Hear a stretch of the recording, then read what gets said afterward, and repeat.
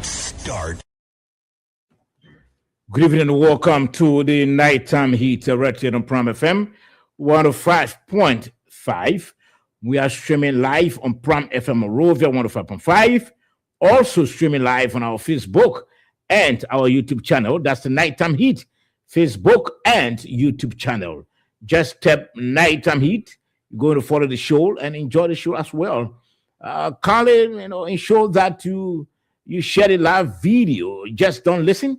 Share the live video so that your friends, your relatives, your loved ones, your partners can also follow what's happening tonight on the program. As always, it promises to be very, very interesting. We're going to, go into major developments. The president, His Excellency Joseph Boakai, today held his cabinet meeting. What was in it for the people of Liberia? Well, we're going to play the president's, introductory remarks. His introductory remarks during the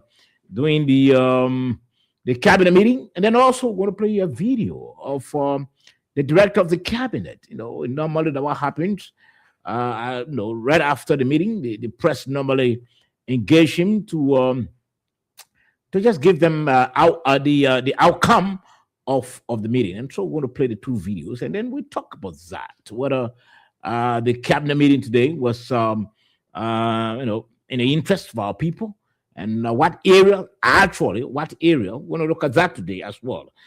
And of course, I'm sure you're quite aware that the 19 million drug investigation has continued to intensify, on a daily basis. We are now talking about a man called Michael Brown. Is there Michael Brown? Who did release him? Who did release him? How did he? Because the senators were concerned. In fact, two of the senators said that Michael was in custody when his name was announced or linked to this 19 million. So how did he leave from custody? We're going to talk about that today on the program as well. Well, scores of civil servants, I understand, have been celebrating the Minister of Finance, Gosimpe Gafuan, for timely disbursement of salaries in recent years. Some of the civil servants are saying that Minister Gafuan has, in fact, done extremely well. They said, well, since he came to the ministry the second time, he has been very effective in disbursing civil servant salary. In fact, that has been on social media. That information has been on the social media. A serious survey was conducted, and many of the civil servants have been celebrating the minister for that. We want to talk about that. What they are saying, is justified. What they are saying, the truth. But my panelists will look at that, and talk about that as well. Well, MDR drama appears unresolved. To understand, there's called again for Senator Samuel Koga to be expelled from the party. We don't know what's happening. And also the issue of the LBS deputy, we understand, is reportedly at the center of academic fraud. We're going to talk about that if time permits. Let me welcome the lone panelists in the meantime. I'm sure the rest of the other guys are on their way. Desmond, welcome to the program. So, Thank you, Sabo. Good evening. And let me extend my sincere gratitude to God Almighty, who is the custodian of life. So it's always great to be back on the show, especially in the kind of democracy we practice in our country. We as journalists, it's always important to contribute to the positive, image of our country, overall development of our country. And as part of that, it is the right to information. So I'm always honored to do what I love best. Okay, thank you. I know George Kennedy is making his way as well. David just sent a message that he's not feeling too well. He's under the weather. We're hoping that he gets well as soon as possible. But that's the nighttime heat. And of course, tonight, it promises to be very interesting. We're going to talk about a couple of national developments. First on our list is the issue of the president cabinet meeting. Today the president met his cabinet, and they held discussion on some national issues. We're going to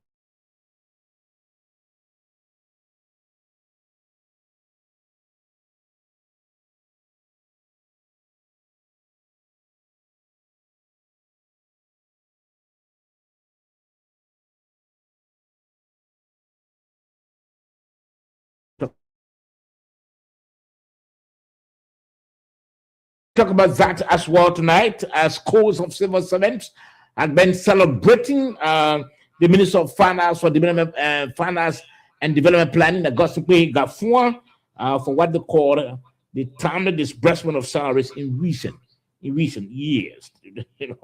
The civil servants are thanking Minister Gafuan for that. In fact, I think in the cabinet meeting today, the president also made mention of him, commended him for his excellent service to nation. The MDR drama appears unresolved. We understand there's call for Koga to be expelled. Samuel Koga, we don't know who's making that call, but we're going to look into that as well tonight. And the issue of the LBS deputy, which what I say is reportedly linked to academic fraud. We're going to talk about that as well if time permits. So kindly share the show, share the live video so that your friends, your relatives, your loved ones, your partners can all follow on what's happening tonight on the program. The Nighttime Heat is your only unboring talk show. You don't listen to the show and you go to bed. Every bit of it is very, very interesting. And I know you are there already, watching out on your phone, watching the show on YouTube or Facebook, or you are there listening to the radio, Prime FM 105.5. So let's first listen to this video. His Excellency Ambassador Joseph Human Boyka today held his cabinet meeting, met with the cabinet. Let's hear what he had to say to them. Today's agenda is on drugs and substance abuse. You would recall that when we took office, the Vice President and I took drug tests, and we also said drug was a major issue in our country, and it was something that we have to deal with as substance abuse and what it's doing to our young people, and also what it does to the country in terms of our reputation. You heard about the 19 million drug that was seized here. So we need to talk about it. We need to make people understand that this is something that we're not going to just, no matter who is involved, what position you hold,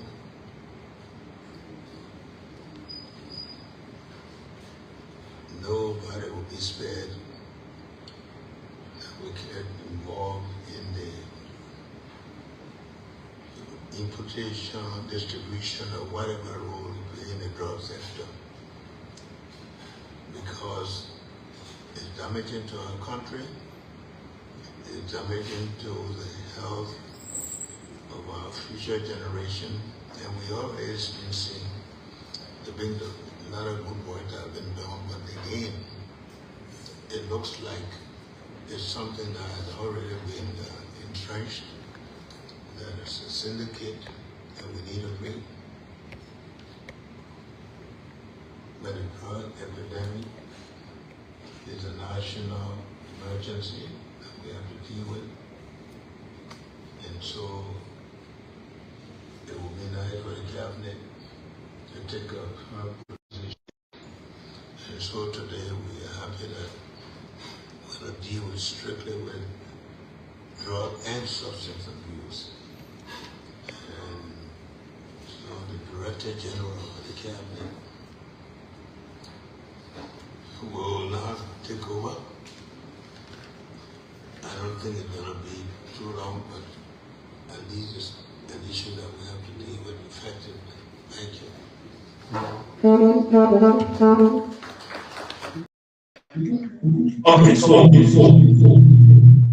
that's the President's Excellency. The agenda is on drugs and substance abuse. You would recall that when we talked.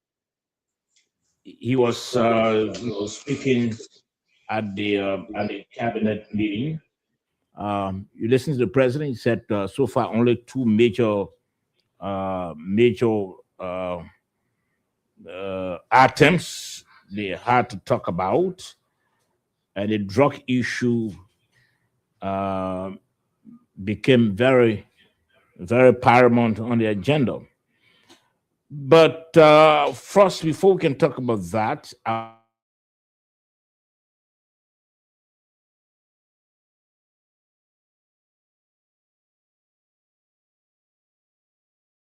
heard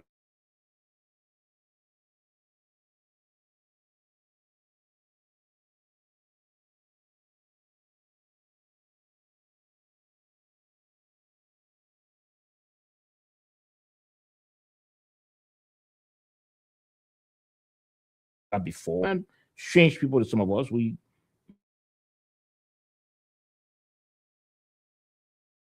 from that quabble quickly before we can go into our discussion. Was on the drug situation in the country, especially in light of recent developments. You know, in 2024, during the president's first annual message, it was clear about the drug question that we inherited a situation that we needed to address, so to speak, exercise the ghost. And he said it would be a national emergency and also a national security threat. And he stuck by his word, you know, and set up this sectorial committee to address the drug question. And so today was a meeting for a committee comprising many agencies, including the Ministry of Health and the Liberal Drug Enforcement Agency, to update and brief the cabinet about progress and some of the challenges, you know, that they face in addressing the drug question. But I must say, I mean, the presentation was very well. The president was particularly pleased with the work that was done that has been done by the committee. And even though he said there's a lot more to be done, but much so far has been done that a lot of people in the public, you know, don't know about. You know, at the end of the day, there were resolutions that the Ministry of Health, you know, asked Cabinet to endorse. I will speak about those later on. In addition to that, remember 3 weeks ago or 4 weeks ago, at a Cabinet meeting on mining, we were clear about studying the situation involving host communities of mining concession, post those concessions, and what we needed to do to address communities that had mining concessions which have been closed. In addition to that, it was important for us to also look at the whole mining regime and see. Okay, so gentlemen, that's Nathaniel Kwabo. He's the director of the cabinet at the executive mansion. He was, you know, giving journalists the highlights of the discussion today that took place. Like the president said, only two agenda items they had. Now, gentlemen, this is not news anymore. Every time the president speaks, he's always emphatic about the issue of drugs. In fact, during the president's campaign, when he was then a political leader, everywhere he went to campaign, the issue of drug was was major in his campaign message. Today, we see that despite the promise made by the president, we are faced with 90 million drug situation.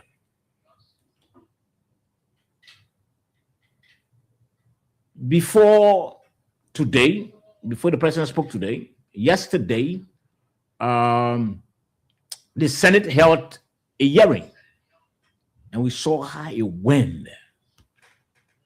How they asked the hard questions. They reminded the IG, the Inspector General, about the issue of the drug law, non-bailable. They reminded the RG as concerning videos that the drugs were taken from the home of the poor king, and unfortunately, up to now, he's still enjoying his liberty. And so the senators were very very shocked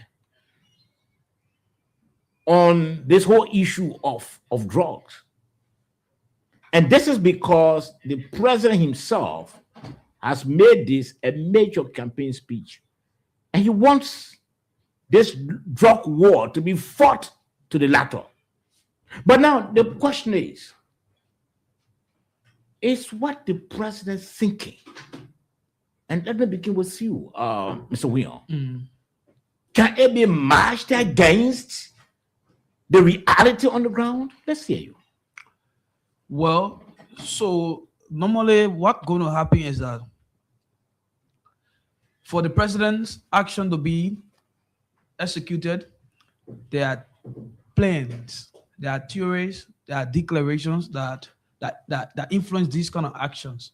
So the first thing is that the president have believed that drug, in fact, have described drug as a national emergency that we must confront as a country. Mm-hmm. He has described drug that way. So that means drug is one of the key, it should be treated as one of the key priorities under the government, considering the fact that the president himself has described, the fight against drugs as a national emergency. Well, what seems to be a little apparent default is the fact that ranging from the level of support from the system, from the LDA, and looking at the management fund through which they are even struggling in terms of leadership, that one institution has had over the years, separate about over 3 different administrations or different 3 leadership structures, which has been something administratively has been a problem for the institution. Because mind you, if institution are to be fighting drugs, as per the question as to whether this is going to, it's changing anything, whether it's making a greater impact. These are factors that might be undermining the greater impact that we should be experiencing for the fight against drugs. Right let me go there. And Moses, welcome to the program. Let me welcome Moses. Welcome, Moses. Thank you so much. I just wanted to contribute briefly. Just pause for a while. The question I'm asking, the president is very upbeat. He's serious. He wants this whole drugs war to be defeated miserably. In fact, he campaigned that during his tenure, he doesn't want to hear anything about drugs. But despite we are faced with 19 million drugs case. And you listen to the Senate yesterday, the senators, you listen to the RG. At one point in time, they were even telling him how to do the job. So it's not all about whether capacity in the DA. Yes, that's important though.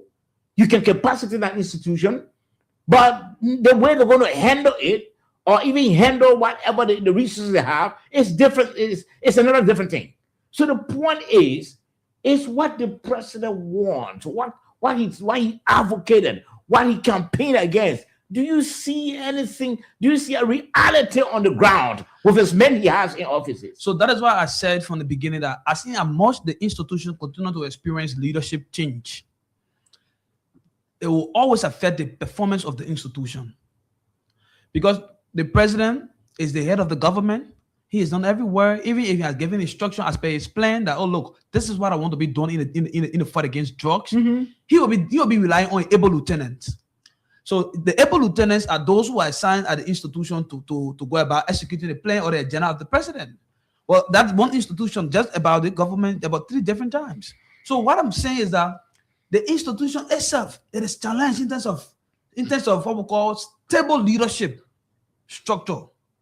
Because once there has been engulfed into politics, it means that as much those will be appointed at an institution to provide accurate service in conformity to the president's mandate, there will always be some level of being compromised or some level of being politically influenced. So what are you insinuating?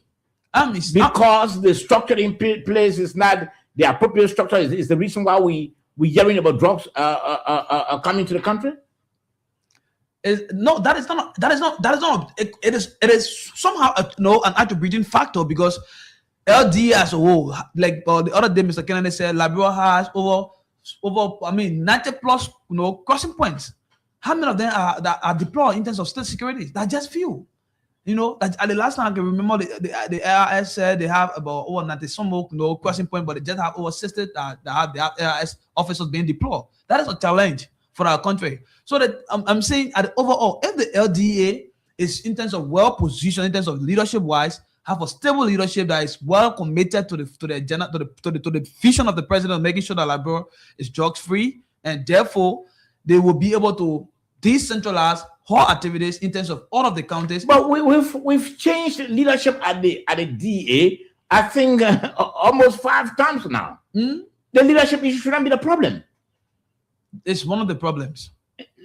It shouldn't be, because you can even have appointed leaders at the DA. Would that stop the coming in of drugs? Would that stop what we're talking about? Just before the 19 million, we are hearing about 50 million. But the president wants the issue of drugs to be handled. So the president can declare, can express high intent to handle certain situation, but he as a president will not be the one to handle that.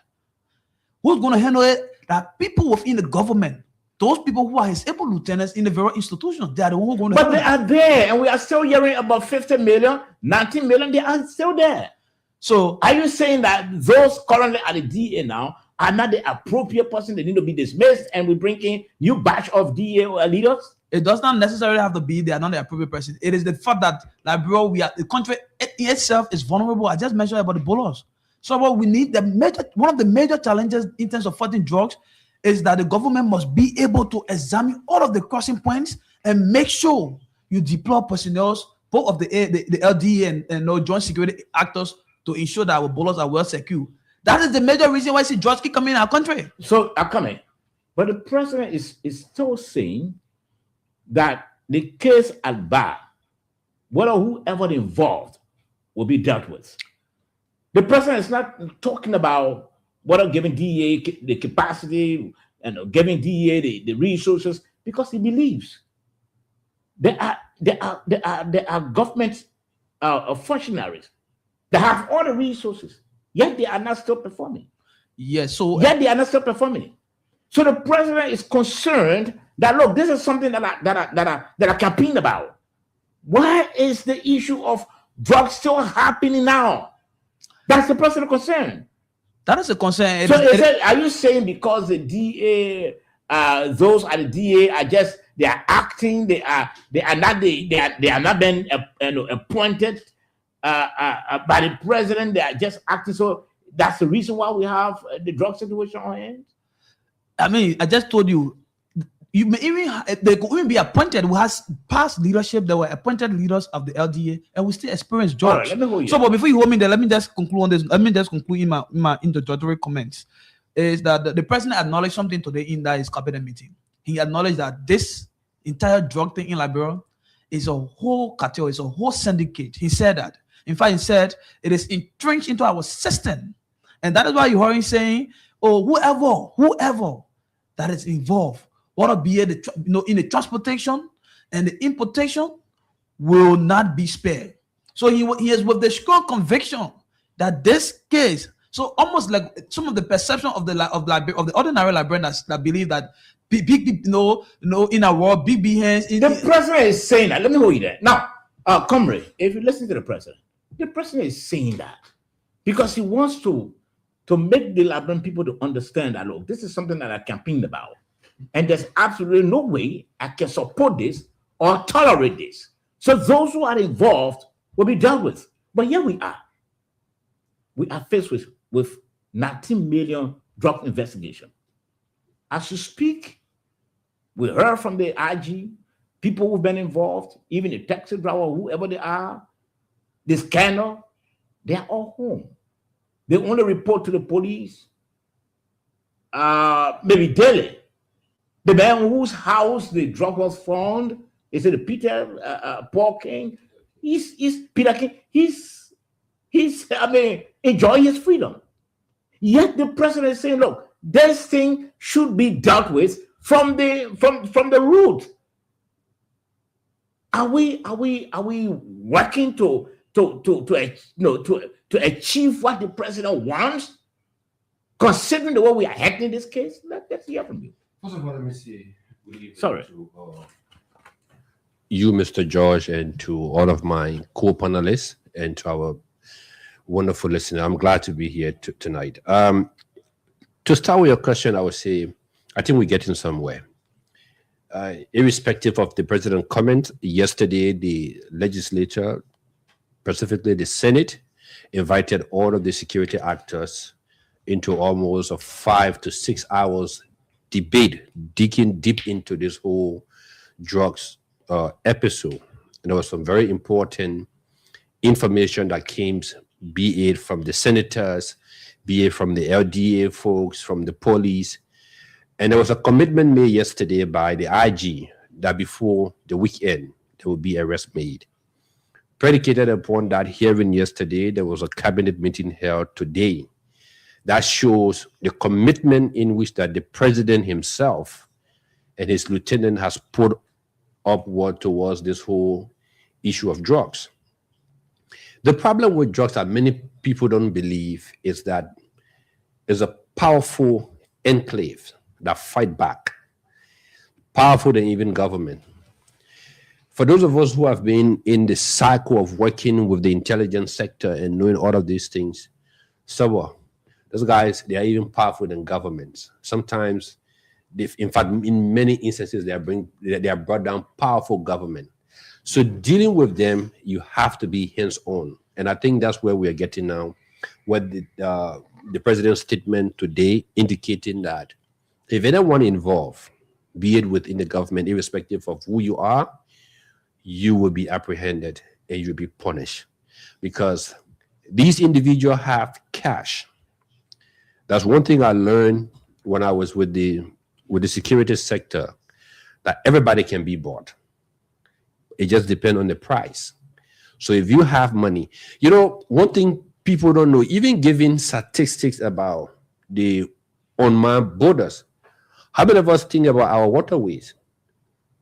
You have, 300 and something miles of coastline. 38,000. Yeah. Pretty tell me, do you have a Navy that is out there or a Coast Guard that is out there 24/7 manning those coastlines? We just sat there the other day and just talked about the whole route from South America, the distance to Guinea-Bissau, from Guinea-Bissau to West Africa. Even this fishing boat, the canoes, the guys can dock anywhere. So it is an epidemic that we need to fight hands-on. And it doesn't even stop with the LDA. The point is, are we fighting it the right way? Well, considering, and I want us to judge our opinion from what we are hearing. Even if you follow the hearings yesterday, are we fighting this thing the right way? Because this is the president's major campaign message. But are those who are charged with responsibility to ensure that this message is actualized? I think- are they fighting the right way? I think I would say we're fighting it, but we have so many limitations. And I will tell you why. I said it here before, right? Having the LDA to run outside there to break down ghettos, to go after people who are just the end users, and in some instances going after people who are importers will not be able to solve this problem. I said it one time on this radio. We need to go to the extent even getting the military involved. Because like the president said today, this is a national crisis. It destroyed the fabric of the society, meaning it destroyed the young people. If I say getting the military involved, simply means that you need to have military personnel at most of these crossing points. Because once the cartel know that you have taken it at that level, some level of fear start coming in them. Even when the DA guys are going to raid, sometimes people start fighting back. And again, some of them get compromised, irrespective of what you say. You can buy them few pickups, will be running up and down here. Do they actually have the sophistication? The LDA boss just admitted yesterday that they do not even have scanning at the borders. So it's just by luck or by some kind of intelligence that they actually know that there's a vehicle coming with drugs on the So bus. let me put you. So, comrade, is the president saying what he's saying, and those in the fight against, those in the forefront, doing different from what the president is saying? I can't say that. I can't come and say the president saying this And those on the front line comrade, let me just give you some doing information. contrary. Yeah, Maybe that you may not know, for which I asked the question. yeah, maybe. We have a drug law that is billable and non-billable, right? Yeah. The cocaine that we're making reference to today, that we're talking about, was found in the house of one of the individuals whose name was called, right? But that was say. As we speak now, yeah, but video has been, and maybe the police ID admitted. As we speak, he's still enjoying his freedom. But it was I come here, I come here. Wait. Let me ask this Huh? question. Yeah. As we speak, he's still enjoying his freedom. In addition to that, there's a guy called Michael Brown, and the Senate raised it yesterday. The senators raised it, many of them, that he was in detention when his name was announced. How he left the detention, nobody knows. The question is, how is the president saying one thing, and those who are supposed to implement what the president is saying, doing different thing? So the first clarification I'd like to make, to my knowledge, is that there is no evidence, no video evidence, nothing at all that show that these drugs were arrested at Mr. Peter King's house. Okay.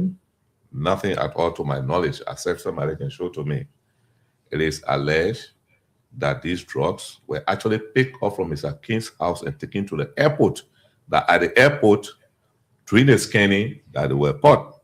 Right? That's why I know. I think that should be the facts. If I all. No, you say that's what you know. So Yeah, that's let's what I not know. be the facts. So at the end of the day, Yeah, that's what you know. yeah, at the end of the day, Mhm.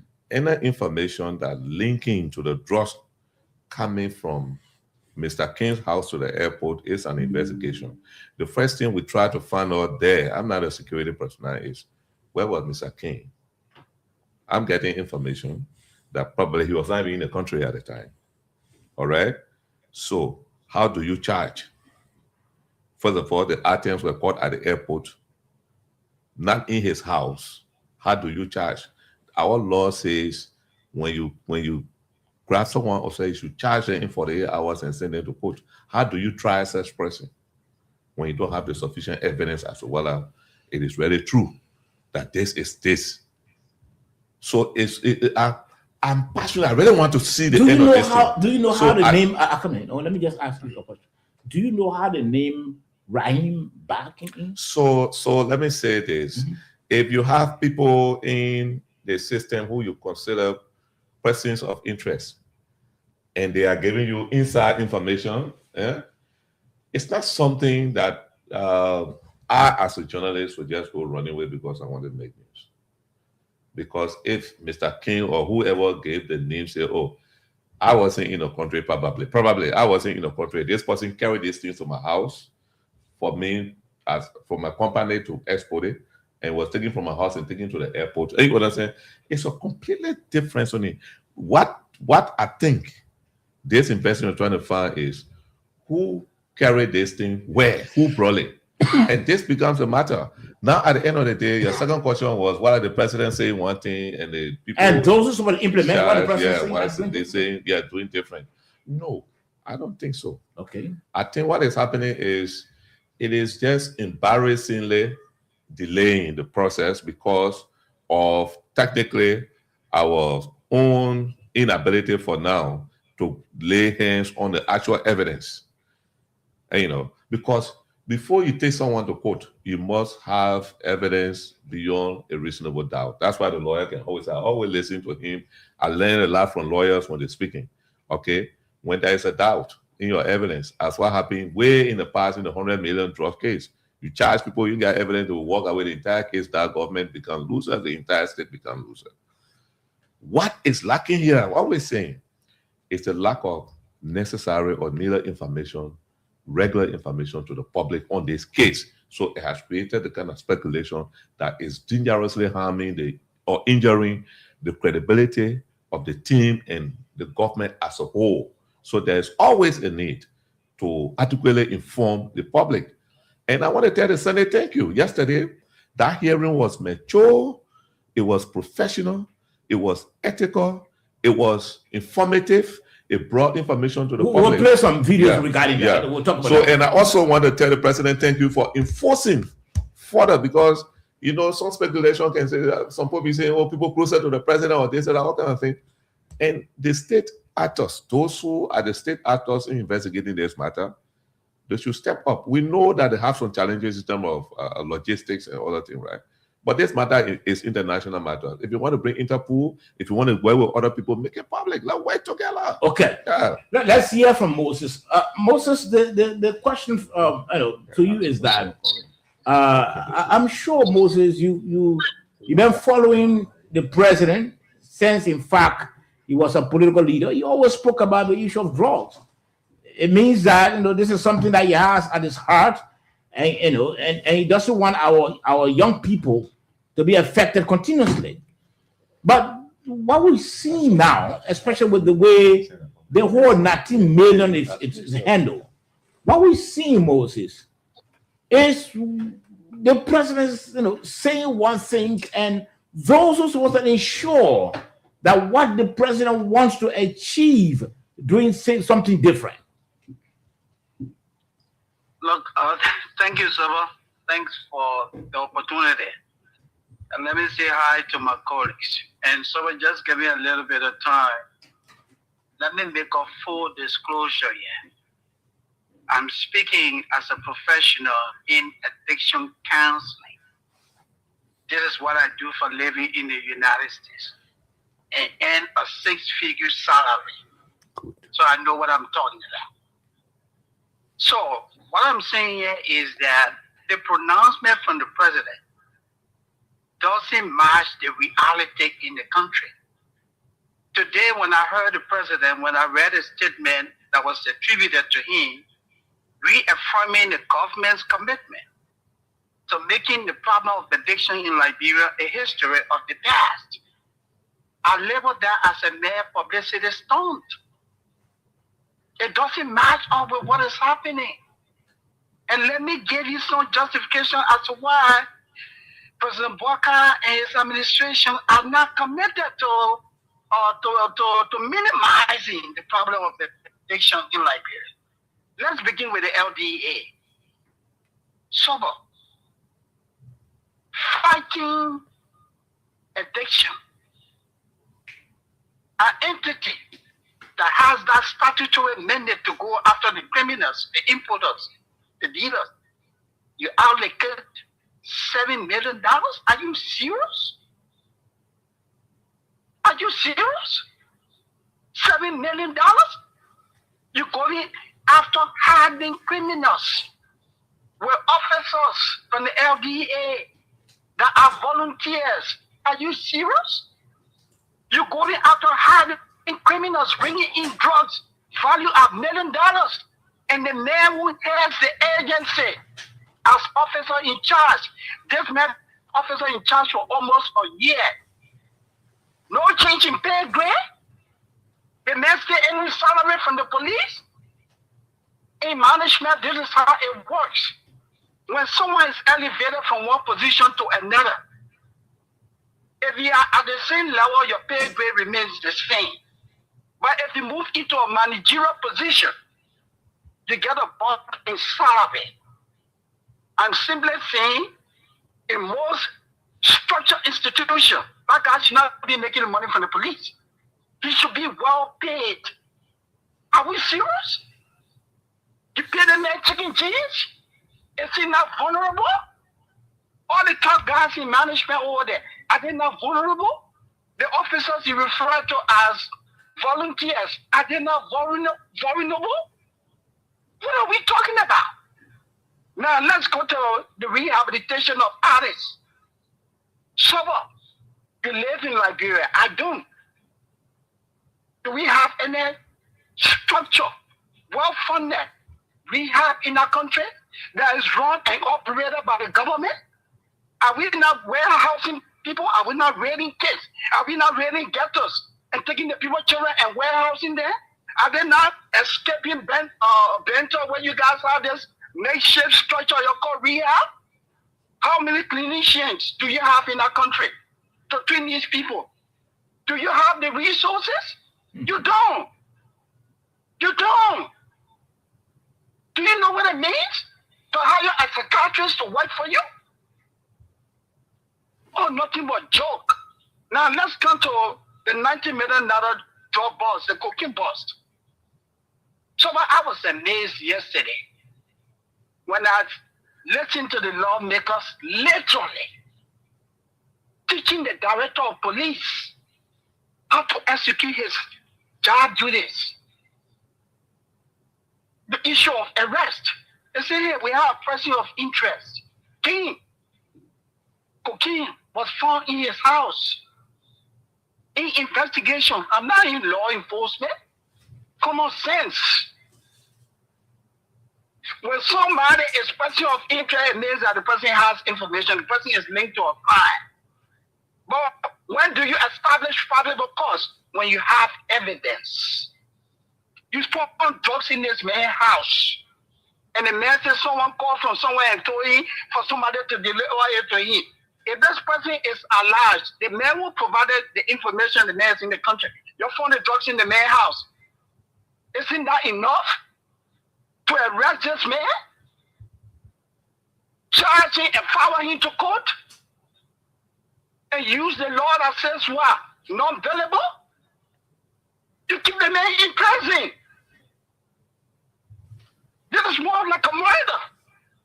Someone commits a murder, you have all the facts and the person is a person of interest? Come on. The government is not committed.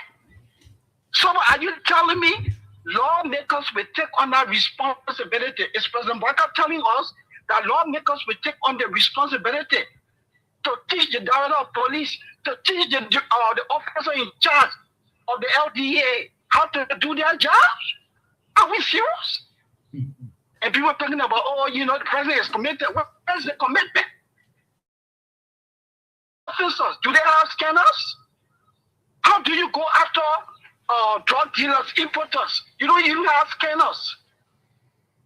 You go rural Liberia, they assign one taker to 3 counties, according to one of the deputies from the LDA. Are we serious? You take over $10 million in Western Lofa. Are you serious? No commitment. That's my disposition, gentlemen. Okay. Thank you. All right. Yeah, you can So hold the line because I'm sure your colleague wants to allocate me to string along or to deal with you. So I Come. want to respond to Mr. Sunday. Yes, go ahead. I enjoy his emotional discharge on the radio. It's very good. I like people to be passionate at times when they speak of issue. But when you're speaking without a knowledge of where an institution was taken from and where it is going, of course, you'll be seeing somebody just. George, so Sonny. I'm not hearing George. Okay. Yeah, so- let's go ahead. So, Mr. Sandy, You hearing him now, right? Mr. Sandy is saying that. Yes, I'm hearing him. I'm hearing. Mr. Sandy just said that the government is not serious. That was publicity stunt on the part of the government. Do you know when you see an institution serious? And that's why I decided to pull the budget for DEA from the past coming and how things have been progressing. Let me tell you, in 2022, DEA budget of $402,000. And surprisingly, in 2020, it was 1.8 million. Just imagine in 2020, 1.8 million, then it dropped to 420,000. In 2024, this particular government carried to 3.5 million. The following budget is so that it's in $7.6 million up to now. And you say nothing being done. Are you the mental health specialist? Are you educated or trained equal to some of the people that here that you're always boasting about? We like your passion. The government that brought Paul General can't wait for the same 6 digits. You will say no. They won't give you 5,000. You will say no.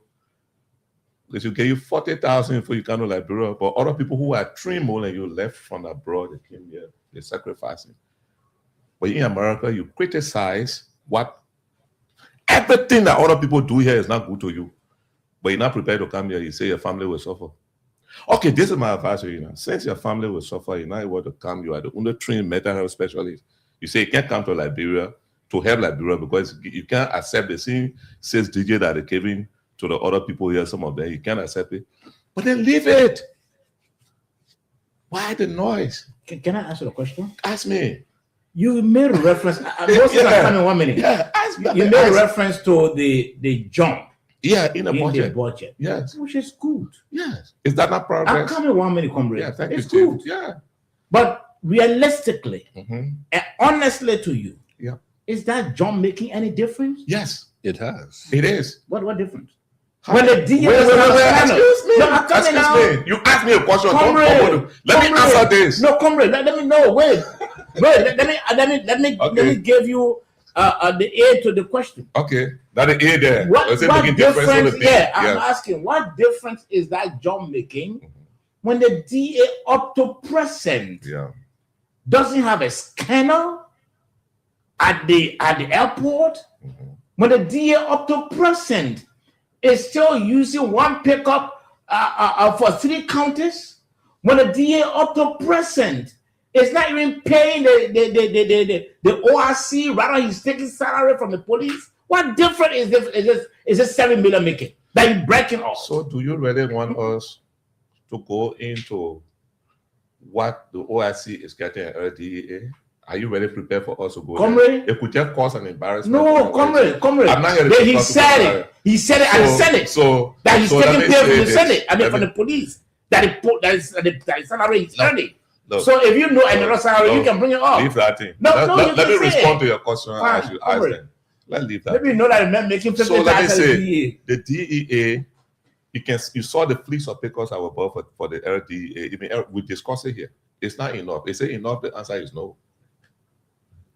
Is the amount allocated, the 7.6 million allocated for the LDA enough? I said no. Last night I was sitting down here, Mr. Williams, I said I think they should get up to 15 to 20 million dollars. But it's not money falling from heaven, a manner like Mr. Sandy thinks that the way the United States budget is in $5 to $6 trillion or $3 to $4 trillion. So the how Liberia looking like. So you should leave all the other issues and only focus on this and all the other areas decline. Look, Mr. Sandy, that's why I say most of you in America, when we say you lost with No, reality, comrade. Let's one not is be on the personal about this. Let's not be personal about No, this. it's not being I personal. asked you a few questions. I'm answering and I'm Yeah. responding to your question, right? So the issue here is a jump from 1.8 million in 2020 to 3 point something million in 2024 to 7 million, 7.6 So million. what difference is that making Someone. in the performance of the DA? I said the performance is, the difference is you don't see as we used to see in nearly all street corners in Monrovia, you see people, children standing with kush sticking in the corner like this. all over. You're not seeing it. The issue of drugs peddling in the city still exists for a minimized to a larger extent. That's the other one. Another thing is What is the statistics? what? What is your statistics? Mr. Bialko just read the statistics. Hey man, I'm sorry, the video is on Facebook. He read it. DEA release it. I know you. My friend that will say it's not important because it's coming from him. They are the best drugs. They are the best people to deal with people because they live abroad. I can tell you for sure. That rhetoric about because I'm not in the country, I'm the best. That leave that thing. Okay, let me hold you. Yes, Moses, I'll come back to you, but let's go to 1 minute, Moses. Let's go to let's go to Edwin. Let me say this: if money could fight drugs, Moses wouldn't have a job today in America, because America is the greatest country in the world. But if you look at the statistics of people that are addicted to drugs in the United States and the places that those drugs coming from, Liberia case is just we call it isolated. a minimum. It's isolated. Let's be realistic. There are challenges here. Even if today you get the LDA $100 million, we still have issues of drugs in Liberia. I've been to mental homes here, the Grand Hospital. There are people there. You go there, you see those young people, some of them there, they're trying to rehabilitate them. Yes, we're not there yet. But to just cast a whole blame that, people are joking, they don't know what they're doing, I don't think that in itself suffices. Yes, these institutions have challenges. And one of the issues was raised yesterday by the Liberian Senate. I think by Senator Jala from Lofa. Yeah, David Jala. David Jala. The fact that you have the LDA under the Ministry of Justice, it gave it some level of limitation. So what they want to do now is to see if they can make the DEA an autonomous agency. The reason for that, whenever you are structuring the budget for the security sector, you have the police, you have the immigration, you have LDA, and then the Ministry of Justice, even the Bureau of Corrections. Yeah. So whenever they put a lump sum money for the security sector, people see, oh no, too much of money. They, the same senators, are the one who can start to slash it. No, you can't give all they want to the Ministry of Justice. So these are the challenges that even they themselves need to find a way to solve. Secondly, to the funding issue of the LDA, who does appropriation? It is the same legislature. So when you come back and want to pull a political point, I respect them for what they did yesterday, but most of it, they need to sit down within themselves and ask themselves, if we start to, now the LDA guy has come and said to us that we don't have scanners at the border, we don't have sufficient manpower, we don't have logistics. The budget will be before them in the next 2, 3, 4 months. What are we going to do? Can we call the LDA and say, we need to know your operational capacity? What do you need? What do you lack? So we can include it in the budget, because they have the authority to appropriate. Okay. If you don't do it, then you come back and somebody says, oh, the president wanted. No, the president is not doing a publicity stunt. And I think the LDA have done tremendously well, but there are challenges. I just said about the coastal ways here. I worked in that sector before. We know the challenges that we face. Okay, let me hold it. Yeah, Moses can come in now quickly. Then go to Desmond. Look, hello, Mr. Pamela. Thank you, my brother. Great analysis. George, great analysis. But let me just say this to you, a little bit of education. You say you want to count and name $40,000. I said 6 digits. And then what? That's my man. I said, don't misquote me. I said 6 digits. You need reference to $40,000. They can replay the tape. You will hear yourself. Just allow me. Let me express myself. And I will come back. Anyone who makes $40,000 a year, that person doesn't earn 6 figures. That's your homework. After they show, go online and research 6 figures. You will get to learn about that. All right. Now let's come to the issue here. I'm not portraying myself as the most knowledgeable. No. If I do that, I will be coming across as an idiot. No one has monopoly over ideas. I am seeing And let me say that again, that this administration, it is not committed to the fight against drugs. If it would take us almost a month to arrest people that we have FOCs on, charge them, follow them to court, if it would take us almost a month, if it would take the Senate to bring these people and teach them how to do their work, it means that we are not committed. George, whether you like it or not, that's the truth. When I speak my mind. That's the truth. I do not hate Liberia. I do not hate the Baka administration. But I'm just speaking to the core issue. Okay. That's what nationalists do. Let me hold you. Thank you. I wanted to ask him a simple question. Is 1,000 6-digit figure? We may even go down. 1,000. So, We may not go to answer you. Just 1,000. Is you it? said, yeah. You said 1,000? Yeah, Is that, you call 1,000? You call 1,000 fees, George? No, I just asked you. No, I'm asking you because the question you're asking me is irrelevant. I can't answer that. You ask someone like whether 1,000 So the first thing I want is you to do a little better. the first thing. The first thing Go is online and do a research on such figure. the first thing I'm not gonna is teach you. the first thing is I didn't tell you say 40,000. I said there are people here who are professional that work for 4,000. They accepted to work. They left other jobs. They came here to work for their country. You are refusing. That's what I said. I didn't say 40. There's a difference between 40, F-O-R-T-Y, and F-O-U-R, right? Okay. Fine. So okay, that John, let me say this. Okay. George, let me just say this. Look, the first law of nature is self-preservation. Okay, preserve yourself. Okay, so Preserve yourself. Let's end it like this. Preserve yourself. Yeah, Respect the others who are working in the country for their people. Preserve yourself. Yeah, I can George. name one, Dr. Adam. Yeah, Sorry, man. Preserve yourself. Yeah. Money in Go ahead. America. Yes, I want to come in. Yeah, Yeah, go ahead, George. Gentlemen, let's not narrow this thing down to individual. It's not about individual. We are talking about the pronouncement made by the president. Whether that pronouncement it's reflected in the fight by his men he has in positions. So we just And said Now yes. I come in. All we're talking about. We say yes.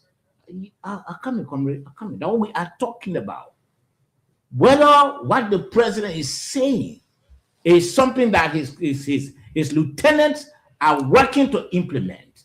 Now, I hear the two of you saying, and including Wion, talking about resources. Granted, we know the DA needs resources, and you pull out the budget. You said before the DA budget was about 3 million plus when the government came, and now it's about 7 million, right? Yeah. Granted, it's good. But the point is the DA performing in line with the budget? They will say Yeah, yes. so Because the first thing is, number one, the DA boss said, we don't have scandal. That's why 7 million is there. Number two, he told you about his salary. Number three, today, we see, we are hearing about how the drug was cut or was taken from the home and taken to the RIA at the end of the day. The vehicles that were taken there, the vehicles impounded, but those involved are also enjoying their freedom. When the drug law, or when someone, an individual, caught with just a little quantity, he's handcuffed, paraded, and thrown behind bars. Are we talking about these things happening because there's no resources? No. The resources can be there. You can even give the DA 50 million. It has to do with integrity. It has to do with commitment and dedication to fight the drug war. Moses wanted to come in. So he comes in, then we come in. Yeah, Speak to look, them. I just wanted to say that the discussion we have here, it has nothing to do with personality. There is not a personality context. When we talk, I want us to be human.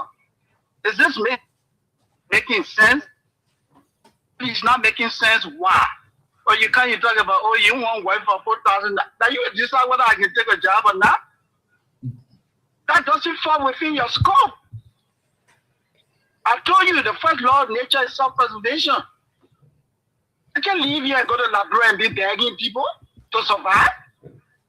Absolutely not. Okay, Moses, let me go there. No, please, 1 minute. Let me go to Mr. William. So, We got a video to play from the Senate section yesterday. but I think in fair criticism, we have said on this radio that the LDA as an institution needs to do more. The government generally needs to do more. But does that mean that the LDA has not achieved some strides? No. We gotta be fair, Sobo. And you talk about the budget of which Mr. Kennedy referenced in the tune of over $7.6 million. That is good. You know what? You can measure impact and growth. And today we are talking within just over the last. That's monetary growth, but performance-wise, there's no growth. So I'm saying the performance. Even we cannot use the precedent judge. Performance-wise, there's no growth. So performance-wise, there's no growth. We still have 3 vehicles one vehicle for 3 counties. But then we never have vehicle before. No, but that's not an issue. No, that's not an issue. We still have 1 vehicle for 3 counties. So let's engage the conversation with honest, criticism. That is what I'm saying. We must not also lose sight of some of the progress being made by the LDA. Why it is true we acknowledge that a lot need to be done. There are more challenges. There are more need to be done. All hands need to be put on decks.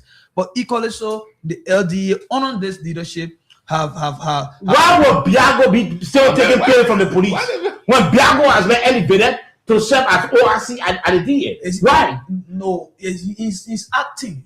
I believe. But because acting doesn't mean that he can't even get paid from. He can't receive pay from DA. In administration.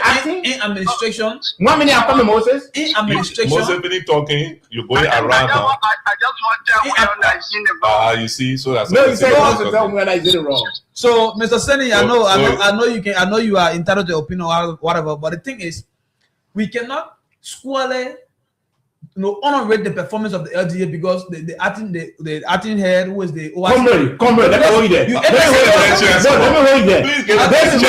This man pull out the budget for DA. Why would Biago still be taking pay for the police? Why? So, in administration, Biago was appointed, he was sent to that place as an acting supervisor of the agency. So it means that you can get salary from there? No, his payroll has already been reflected in the system of the National Police. So are you saying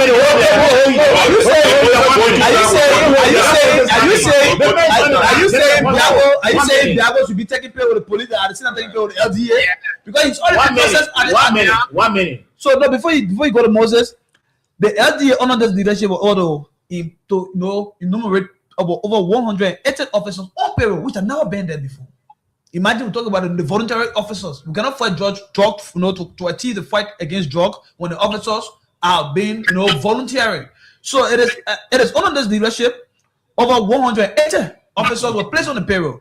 As away from that, it was also under the because the thing about fighting drug. Let me ask you a question. 1 minute. No, wait. Let me go to 1 minute. So is it because the DA does not have sufficient resources? That the reason why we saw agents of DA filming a woman? That's the reason why? No, but the issue is you're constantly talking about monies and monies. So we're looking at your performance. Let's discuss. You can even get the DA. No, we're not digressing. You can get the DA 50 million in its budget. We're talking about performance. We're talking about integrity, about commitment. We're talking about dedication here. So 1 minute, man. Let's go. Before you go, 1 minute. You cannot. 1 minute. Just no, Moses on the line. No, you cannot discuss. No, 1 minute. No, 1 minute. I'm in charge. I agree with you. Go ahead. We all agree. Go ahead. Yeah, go ahead. Yeah, Desmond, this is how it That's what a Biago friend say. Want to come Look from at that. Biago? Look at that. Ain't that gonna happen? Go ahead. Desmond, I want you to listen, please. I'm listening. This is how it works in administration. Mhm. When somebody is temporarily assigned, if you are a reporter at the Public Agenda newspaper and you were reassigned to cover another branch of government as a reporter, your salary will remain the same. If you are reassigned as acting editor-in-chief of the Public Agenda newspaper, the day you take over, the management will bump up your salary. That's how it works in leadership. You don't expect the net to be anything at the same time and in the salary of a reporter. So the situation with the officer in charge, that's abuse of labor law. You keep this man in the position for almost a year and his salary on the police. And you want to come So and the justify next day we that? don't own the time. Okay, let me hold you, Moses. Moses, let me hold you. Oh, Mr. Because that other thing Come you're saying in. there again, Come in. we're in the forest. First of all, let me say this. Yeah. Mr. Biago works for the Liberia National Police. He and his deputies were seconded to the LDA by the authority of the president. The president has that authority. Yet, he still remains an officer of the Liberia National Police. That is why he's still taking pay from the Liberia National Police. However, I'm coming No, comrade. Do you know that the DA and the LMP, they are two separate institutions? Do Are you you have- aware of that? Do you have to teach me that, Chief? No, maybe you don't know. They are all members of the No, don't be They are all members of the joint security. No. In fact, that issue was raised yesterday. I'm coming, Chief. It was raised yesterday at the Senate. So let me extend it now. It was raised. Both of them are also under the Ministry of Justice. So their budget goes directly to the Ministry of Justice, including the LIS, the Liberia Immigration Services or so, irrespective of whatever you say. So Biago cannot be taking pay from the LDA at the same time taking pay from the police. But you hold They call it A Chief. I come in now. No, you hold the Get him people. that chance, let him learn. No, because the man You call that double dipping? No, A Chief. Listen to me. We are not saying. Listen, no. I don't Don't agree. play your double dipping. We That's- are not saying. I would that agree to taking you. pay from the police and also taking You pay see what the at DA, and that's why they said yesterday. That's why they They said should hold the pay at No, the no. and pay them everything. no. The Senate didn't say. The Senate told the secretary to communicate with the executive that the next time Biago is going there, he should not be going as officer in charge. So it means now that the executive have to appoint him as the proper person in charge. Once that happens, it means that the Liberia National Police can no longer pay Biago. It is the LDA.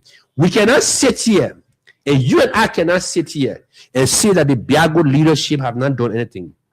It means that we will be ungrateful. Like George said, a few months back, we're seeing young children standing in the street as zombies. Do you see it now? You don't see it. Well, I didn't see them a few months back. I didn't see them. No. I'm still seeing while Before the power of Biago. No. Right down here. No, right down here, Center Street. There's a major ghetto there. Comrade. We still seeing what we saw years back. No, That's that's not true. true. No, so That's not true. That's not true. You want to No, you can't talk over me. It's not, you can't talk over me. You can't talk. No, you can't talk over me. It's a Sunday spoke twice. It's a Sunday spoke twice. Let me announce our Which is comment. very wrong. Let me announce our comment. Yeah. You listen to the Nighttime Heat, Red on Prom Without FM moving. 105.5. We are streaming live on our Facebook and our YouTube channel. We are also streaming live on the Prom FM on Rovia 105.5. We want to share the live video so that your friends, your relatives, your loved ones, your partners can also follow what's happening tonight on the program. Let's hear you so we can put it out.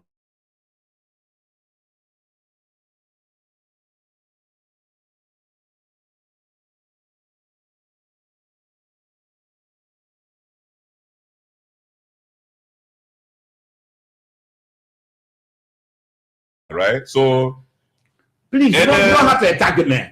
Say what you want to say. if the man The man didn't attack you. the No, the man man didn't attacking attack you. other people wrong. What an attack. Why the man said to we on here? Who the man Say got? correctly. We are. Yeah, that which he said, and I think he was. I think he. Very error. The thing is, some of that. Go ahead, Mr. Kennedy. So let's say this clear, brother Ben. Let's understand this thing today, because like what we say, sometimes when you stay long abroad, so now you can miss what happened here, our processes.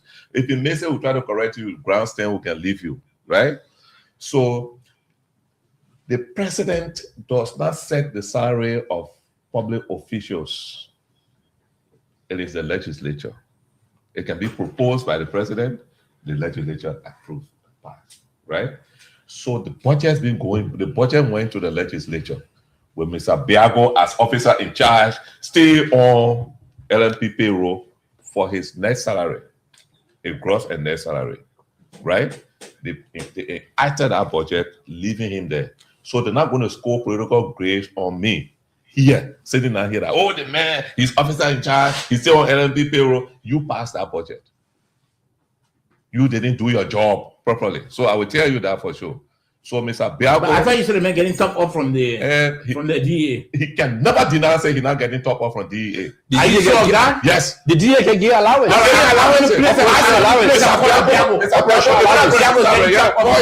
come and play the culture. Okay, let's hear from both. I will not let go by the bosom for the third time. No, let's hear from. No, we're about to play some It's not fair. No, 1 minute. It's not fair. It's We're about to play some It's videos. not fair. Okay. Yeah, Moses, go ahead. Moses, go ahead. Yeah, I just want to say this. Look, George, He when can. you come to a discussion like this, you put away personality. Let's deal with the substance, the substantive issues. What I'm saying to you, it is wrong to have this man acting for almost a year and earning the same salary from the police. And I heard my brother family say, oh, that would be double dipping. No, that is not what I'm talking about. I mean, if you get into salaries. If you No, but we're upgrade talking the about man two to a salaries. particular level, wait, guys. If you upgrade somebody to a managerial level in any entity, immediately the person steps in. Whether acting or not, the person begins to earn that salary. Because the person is performing a task. Additional responsibility given this person. That's how institutions are wrong. You can make me editor-in-chief and you still pay me the salary of a reporter. George, we don't have to literally, say, this is how it works. This is common sense, George. George supports the So abuse of so- labor law. If you finish, so- just so- because you No, call we my got- name, we he called my name repeatedly. Let me tell you. Comrade. Let me say We something. got videos to play here. Thank you, So- Moses. so- We got videos to play here. Yesterday was gentlemen. 1 minute. Do not video. Yeah, we'll respond to him. Well, something very important. Something very important. No, something very important. I told Mr. Sunday It in the is chat room that he it will is not have important. smooth It is sailing here on important this that we issue. clarify. Yeah, you can't Professionally, get through things. professionally, Mr. Sandy is wrong. He doesn't even Especially know. when you're doing employment with joint security, Sobo. When you are doing employment with joint security, sometimes their employment is like assignment. You understand? Assignment. Now, in the case of Biago was sent on an assignment by the wisdom of the president, which that does not necessarily mean that he has been promoted exclusively. No. It would have been. I want to get it straight. By the wisdom of the president, through the recommendation of the IG. No, I but don't I don't know about that. I don't know who Okay, you can recommended. show us the evidence. I don't know who recommended. I don't know that the president appointed him as an OAC. So that's the thing. If the president has appointed You him, guys will not have smooth sailing on the program. But are you people if the president has appointed him, Biago, as the director general of the agency, Then the police can look up pay him. the police will terminate his name from a pay grade or from a pay system. The payroll.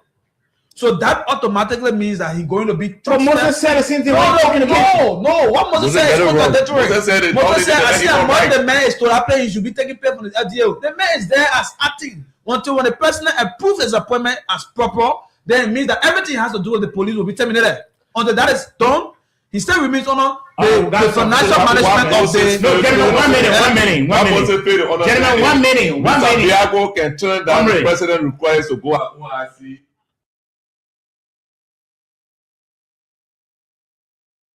Okay, please, let's play the video quickly. Let's play the video. Makaya made 10,000.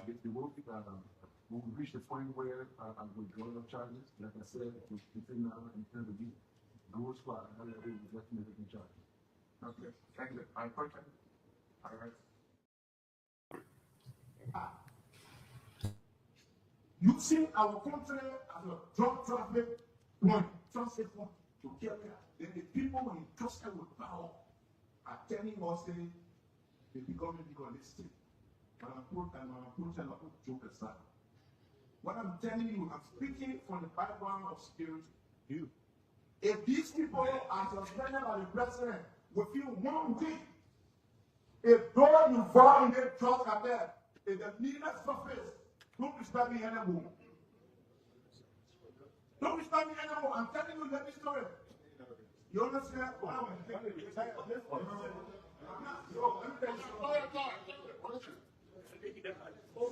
Protest,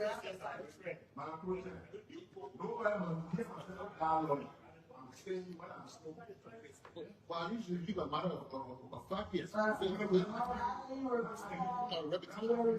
collect it.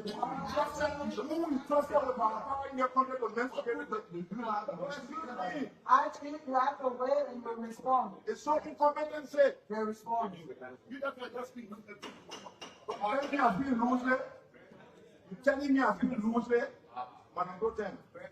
Did you hear it? See, and they say I'm speaking loosely. I mean, we're often. Yes, sir, I'm speaking loosely. Police just got now what you say? Where I sit and where I say, I have a privilege. I'll be very clear with you, I have a privilege. But what we say here, let me tell you something. If I was somebody who is somehow sentimental or not sentimental, but somebody who is selective, those two individuals that are talking about the NSA director from Nima, the DARD director from Nima, the other NSA of personality, then you look at me telling me say I'm talking loosely. Did he say that? It's like, yeah, he said it. He said to a sitting senator. So it's what will reach that level. But to check. Okay. We have to. Okay. Gentlemen, let's hear you guys quickly concerning the video we just played. You listen to the almost like an altercation between Senator Koga and the AG. You think the Inspector General acted right in his response to the senator? Well, professionally, he was in error. I believe that he allowed the emotion to take the best part of him, and that is why you see in a professional work environment there is something called emotional intelligence. Yes, emotional intelligence. Everybody, you need to be emotionally intelligent in terms of how you go about with your feelings, how you go about with your anger, your temper. Because sometimes, even sociology, that you do not be happy and make decisions, or also do not be angry to make decisions. So with the case of the IG, obviously he actually went loose. Yes, he allowed his emotion to actually vet out the best part of him. The entire conversation has been over like 3 hours. All through, they've been playing, they've been flowing along the way, they've been complying, they've been responding to some of the questions, some of the hardest questions being asked, they've been responding. And I thought, the manner in which the politician spoke, the senator spoke, actually got him so irritated. And that is the reason why he did what he did unprofessionally. But again, notwithstanding the issue about the senator, look, we cannot be the one making laws, and at the same time the one trying to break the laws. So on our law, you cannot go about accusing people when you do not have the proof. What the senator said, a lot of people would not want to know. We may not want to know local aid from a very, rational perspective, because we may feel that the men are certain senator, and by the fact that they were under the custodian of the Senate authority. So there should be some level of courtesy being afforded, especially if the senator, any of them probably angry or maybe vexed for the matter. They would have been more professional to deal with their emotions. But notwithstanding, the manner and form in which Senator Coker expressed on the floor as a senator, as a legislator, a lawmaker, open. You just random, this out allegation in the name of, because you are a politician. In the name that you are a politician. Then I'll have to mute your microphone. That You're building conspiracy.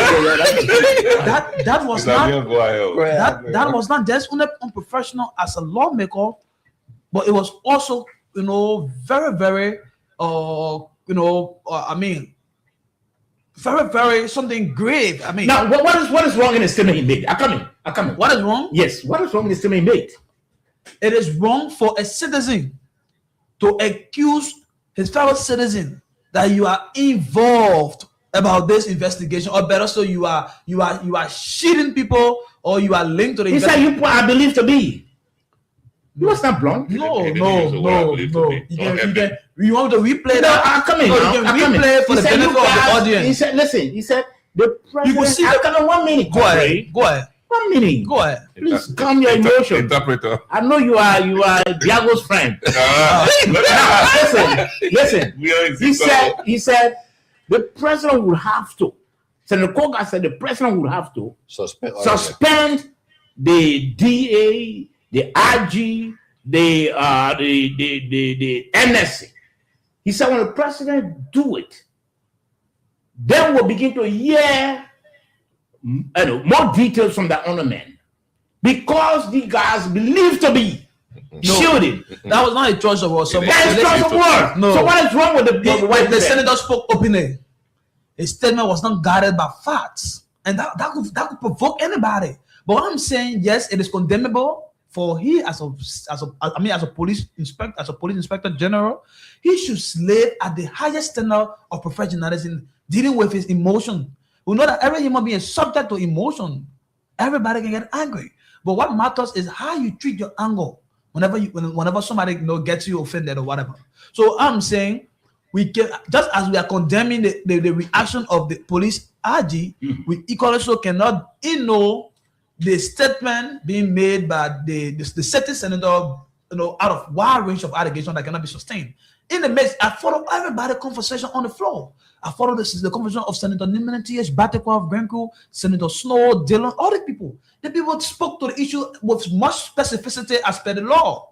But other senator, on the contrary, comes on and they say, you people are shitty people. You say you people I believe to be. No. Anyway. So he's still correcting the So, first of all, let me say this.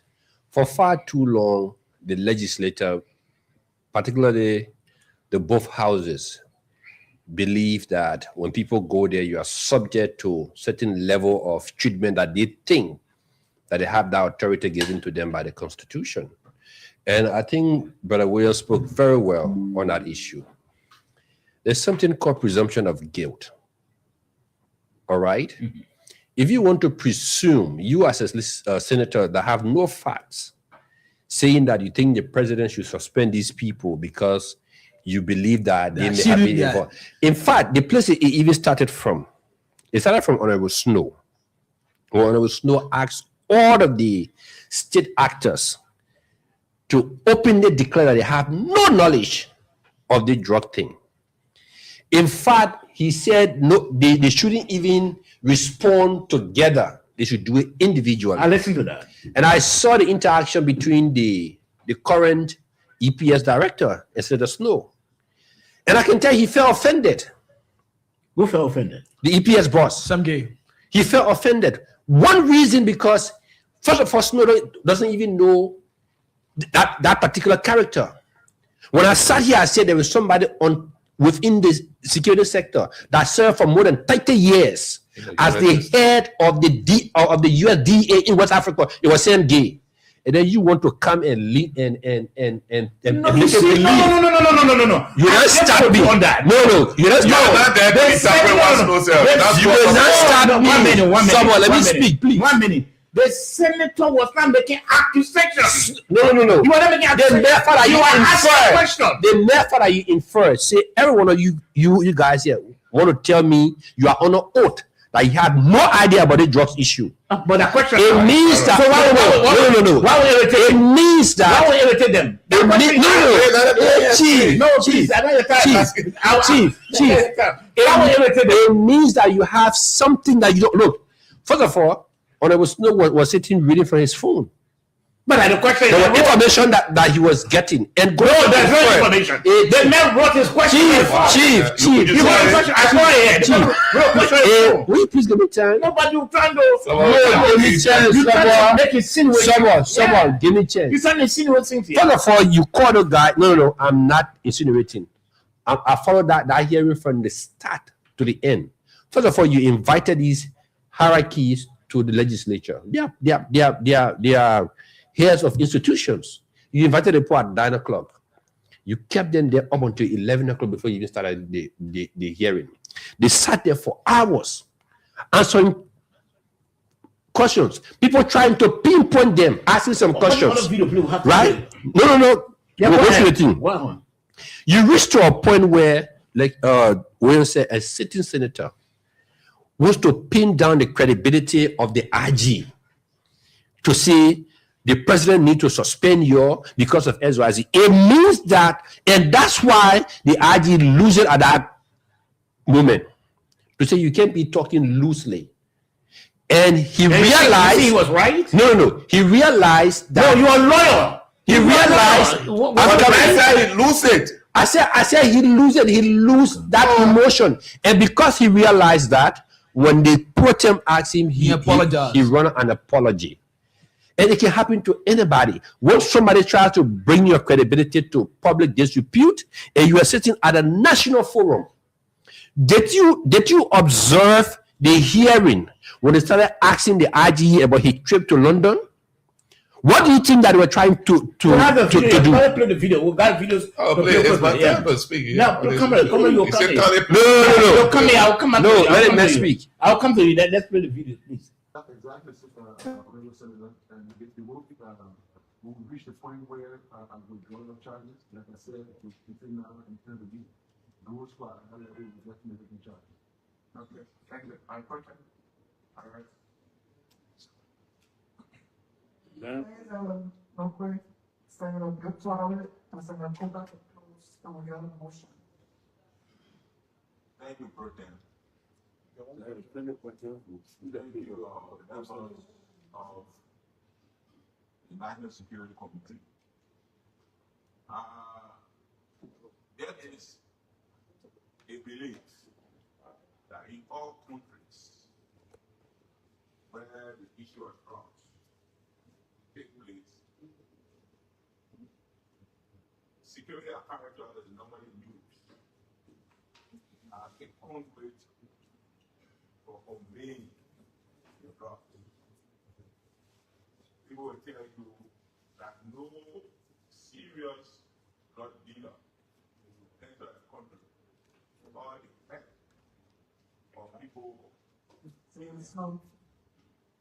of people in the higher bracket of the security apparatus.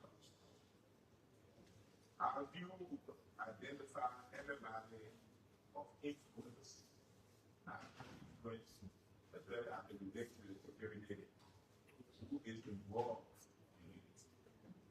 in the process? Senator, that expectation is not really seen at this point.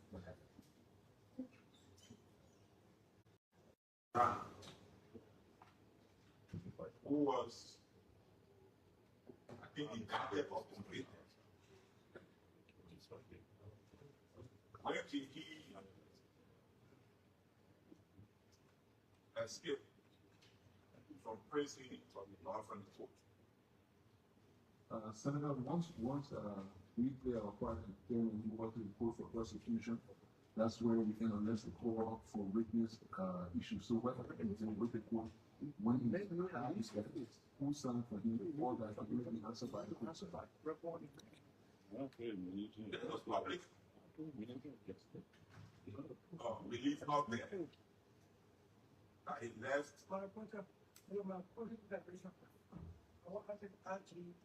Follow up on that prophecy. The court, when a matter is before the court, but the government, the court can always go release people. Senator, I'm not that familiar with the processes of the court, but the prosecutors from the Ministry of Justice, you have to be able to speak directly. But I think Minister, go when you clear out of the on the prosecutor name. Yes. So I'm here. Yes. The question was asked previously about Michael Brown, given that he has been involved in 2 instances. And I mentioned to the client that I didn't have information now concerning Michael Brown, but I have given information to him before. Now, the issue of whether Don't have a hearing on that. on the issue of whether who releases people when they are convicted for sentence. So for the Ministry of Justice, our job is to keep people in good states. So if release orders are sent by the release order, before anyone is released from detention, the person is appointed, it's the court that will issue that release order and then will release the person. But I think Minister, yeah, when somebody is convicted, they are convicted with time. Correct? It's an obligatory, you have the permission. All right, so that they don't say that's no. All right. But I think Minister, when somebody is convicted by the court, they are prescribed sentence. Jail time. So if the sentence within the prescribed jail time, before then, can the court just release that as criminal officer of presidential pardon? The Ministry of Justice that happens to be the custodian of all inmates will not or should not release any inmate without the court's authority. Before a person is released, the person is released from our custody with the permission of the court. They will send a release order and release. No, you didn't answer the question. I'm convicted for 5 years. In judgment, verdict, rendered, judgment issued, court sentence in 5 years.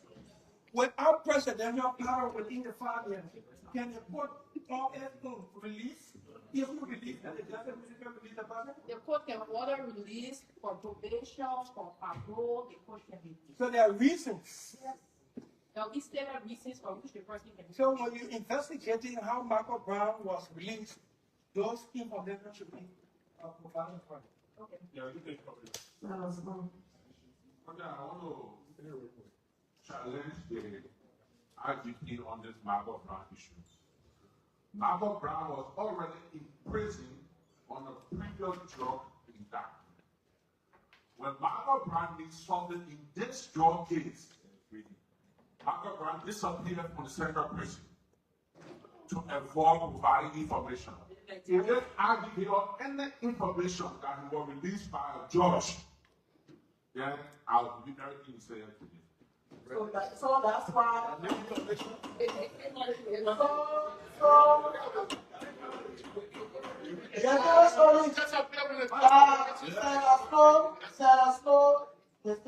That's why we have asked the judicial committee to take charge instead of holding hearing any matters by issue. Yes. And instructed the Secretary of Senate to do the communication to the committee. Listen to the interactions there. Let's get a takeaway. Also, this Michael Brown, although the Senate has already asked his judicial committee to investigate as to how he was released. Because Akami, you listen to Senator Snow. He said this guy was in detention for a previous, but when he was caught in this one, it was when he, surreptitiously left the prison. That's an allegation that I can speak to Honorable Snow or Senator Snow. When I go to his past emotional outbursts, a lot of things he said that turned out to be false. So I'm not going to dwell on So what he you, said. you don't agree with I what would he like said? to dwell on the outcomes of the investigation, and I think that's some of the reasons why I love law, law, and what I saw going on over there is people teaching somebody practical law. If a conviction is carried out by the court and sentencing takes place, let's say for 2-3 years, the president can issue pardon, or such pardon can come from the court. The procedure is there.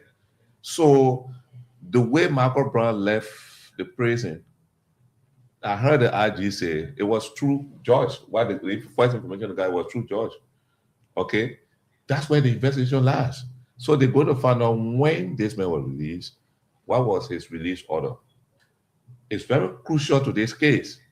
But Senator Snow came out and said, if at all they found out that, they meant were not released with the acquaintance of the IG, then so. Why he couldn't say, if I will come out to turn on the order, I will resign here, take me from here? Because when the result comes, Because he has the information. He's not. All right, let me hold you there. Let me hear you there. So, in our so first matter, of all, what Senator Snow probably doesn't know, once a person's once they're charged and they are turned over to the court, the police hands it off. It is now strictly with the court. That's why you have the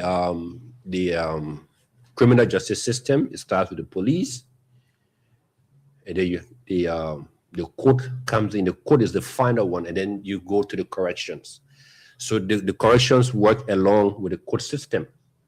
Now, if a person goes to court on police charges and he becomes a pre-trial detainee, they no longer honor the authority of the police. They are now under the authority of the court. It is the court that sent them to jail. The same court has authority. If the state does not follow that case to take it to trial, the court can release the inmate. Also, there's an established law that after 2 terms of court, if the state does not pursue that case, the court can release that prisoner. And you see, these laws have been violated. That's why you have a lot of pre-trial detainees. There are people languishing behind bars. The state has not been able to pursue the case. Their rights have been violated. So most of the time when you see the human rights lawyer, the public, the defenders going to court and releasing these quote-unquote believed to be criminal, these are some of the reasons. Michael Brown issue, we may not have all of the facts. We don't know the circumstances that led to him coming out of jail, whether it was based on this and that. But I can tell you, once Michael Brown was submitted to the court, the only part the police can now play inside is to go and serve as a witness to provide evidence on the crime that Michael Brown was being allegedly charged for. Maybe working alone with the LDA, right? But I don't want to believe that the IG will write to the Monrovia Central Prison and say release XYZ, and the correction officers that will even honor it. They won't do it. The correction officers will only order a release that comes from the judge, because it was the judge that sentenced that particular individual. And in many instances, in fact, they want it from the same judge, because another judge cannot undo the doing of their colleagues. Yeah. You can't undo it. So most of it has to be that same judge who sentenced you also. And like the landed lawyer, the deputy minister from the Ministry of Justice said, it's clear. If you are sentenced for a specific period, let's say 5 years, under our law, the president is the only person that has authority to pardon. You said that earlier. Yes. Okay, let's see. But if your sentence is based on condition set by the court can also order your release if that particular conditions are fully met. Let's hear your version, Mr. William. So basically, I think when you see a lot of the senators asking about this case, one of the things that is under contention is the time at which this Michael Brown was released. the time. If now that the police ID says something like that, since it has been established, that the fellow was released, he was placed behind bars for different drug case, and now that he has been released, he's on the run, he's at large. I think the most contentious question is Who released him? Yeah. who released him and when he was released. So if he was released only in the midst of the ongoing drugs investigation, it becomes a serious concern. Why release him now? So I mean, my co-panelists, a lot of them said a lot of the things about the whole legal process. Mr. Kennedy, who is also a lawyer, I said a whole lot. I'm not a lawyer. Let me say, Mr. Kennedy said, Mr. Famula, who is also one of Liberia, striving lawyer. He said a lot.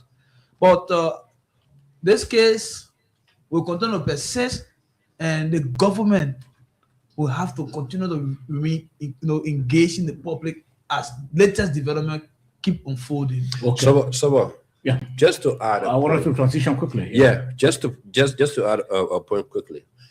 If the Senate wants to know exactly how Mr. Brown was released, because people are not just released by mouth, there's a whole process, there's a whole documentation process that have to go on. Because I've released an inmate from the Monrovia Central Prison many times, even when I was just a student at the law school. There are processes involved. There's a whole correction office at the Monrovia Central Prison. They keep logs of all of those things. Who signed for you, the time you were released, everything. They can subpoena that document. It's very simple, rather than coming there to think that you can, try to tie people into this and that. It's very simple. It's just a letter to the Bureau of Corrections. We want to see the file of Mr. Michael Brown to know exactly when he left from the prison compound, who signed for him, what was the court order that ordered him released. Those things are very simple. Okay, so you're listening to the Nighttime Heat rated on Prom FM 105.5. We are streaming live on our Facebook and our YouTube channel. We are also streaming live on Prime FM Monrovia 105.5. I want to also transition, but let's take this. Let's hear from Mr. Emmanuel Gonkwe. Mr. Gonkwe has been following this whole case. Let's hear from him. Mr. Gonkwe, welcome to the program. Good evening, Sobot. Good evening to your listeners and your panelists. Once again, I'm glad to be on your show. Okay, thank you. First, just maybe two, 3 questions. And let me first ask the question concerning the president's statement today about the ongoing case. That be it your position or whatever your ranks, whoever is involved will be dealt with in line with the law. Now you listen. I'm sure you have listened to the president. What's your initial reaction? Well, I think the president made the very definitive statements showing his intention to deal with the drugs issue at a very serious level. But like I've always said, the president will only act on reports that he will gather from the joint security. So no matter how good the intention of the president is, if the joint security do not give him the kind of report that he would act on, whatever they give him, good or bad, would determine the future of the entire case. Yeah, so the intention is good, but the devil is in the details, and the detail comes from the joint security. Okay, now, but like you said, this is something that the president campaigned on to ensure that the issue of drugs it's fought to the latter, and you were part of that campaign trail, and you were part of the entire arrangement and the entire campaign activities as well. Is it shocking to you that despite the president continues to emphasize the issue of drugs, and yet we still have a major $90 million drugs investigation, and up to now we have not yet rounded up people? Is it shocking to you? What, Sabot, it is not shocking. I think it is more than disappointing that, up to now we haven't been able to arrest people.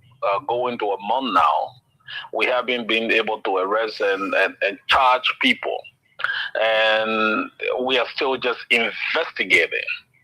As we normally say in Liberia, issues in Liberia do not, stay in the media for a very long time. We are very complacent people. We quit, to keep to sweep things under the carpet.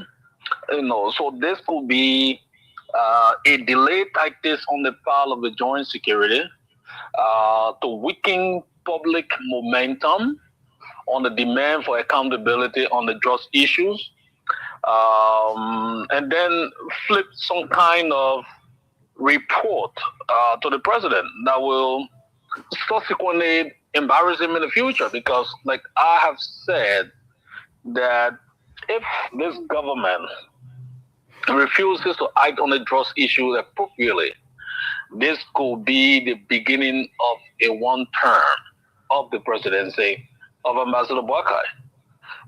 Liberians, whenever we walk in the street places, they are very keen on the drugs issue. You hear women complaining on the drugs issue. You hear young people complaining on the drugs issue. For the elite, it matters not, because they will go to the president and flame the story the way they want to suit them, to suit their narrative. But for the ordinary people that are in the streets, they are very worried and they are very concerned about the drugs issue. And I think that, the president needs to put his feet down. He needs to continuously push the joint security. And if possible, he needs to suspend, heads of security institutions, as I said, or dismiss some of them, for, security failures. That will send a broader, message that the president himself is intentional about the entire investigation. Because, so like I always said,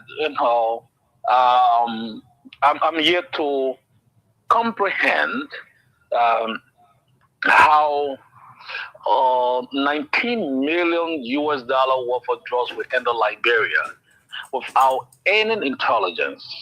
Whether they enter through the port, through the variable ports, whatever the case is, because there is no way in Liberia where cocaine are being manufactured.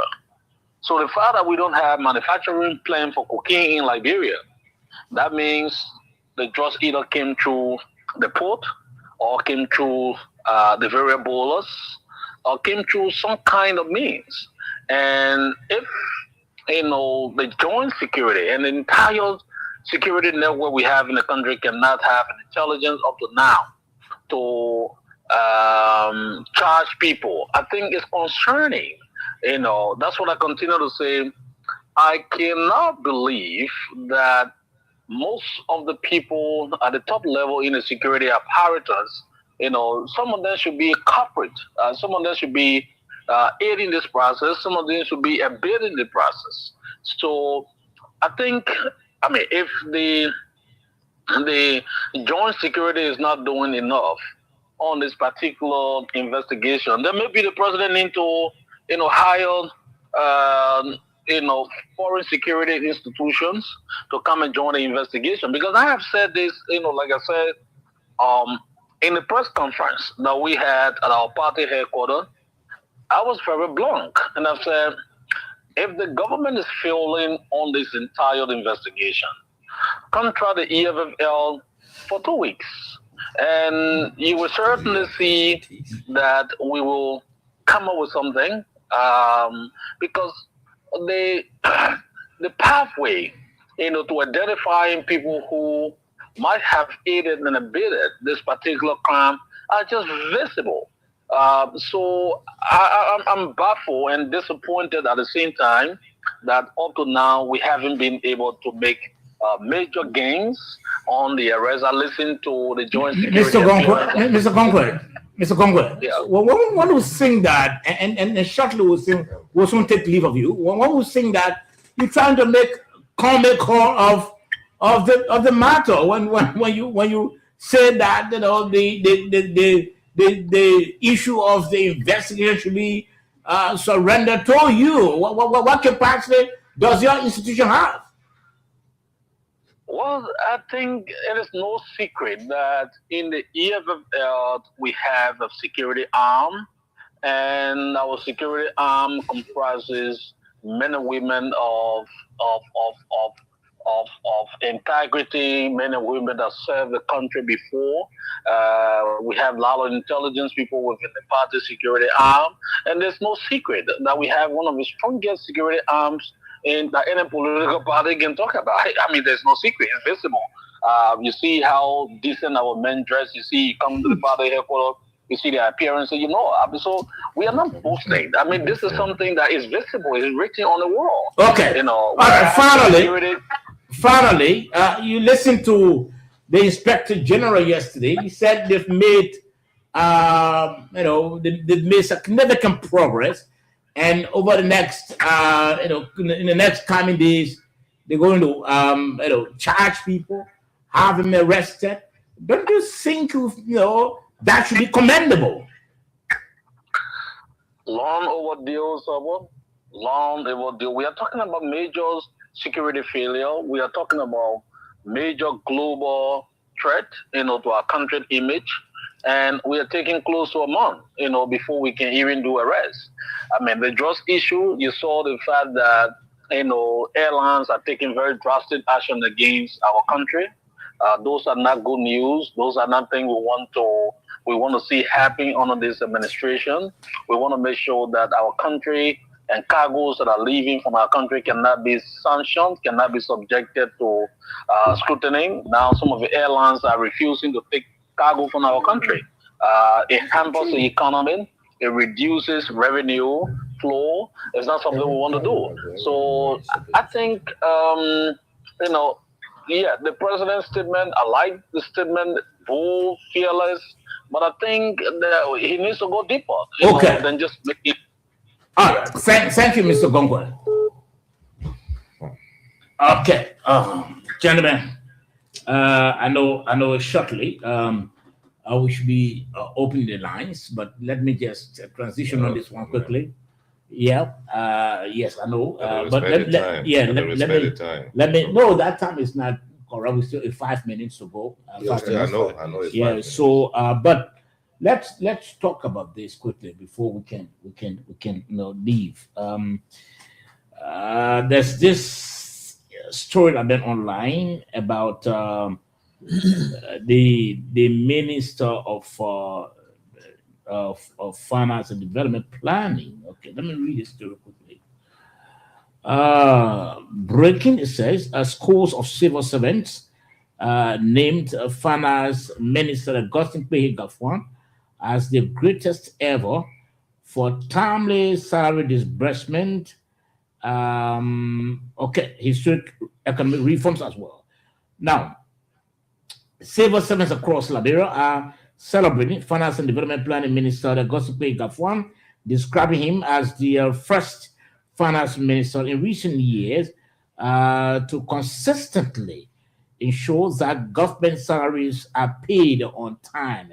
According to several government employees, the timely payment of salaries over the past 2 years plus has brought relief and renewed confidence in the country's public and financial management.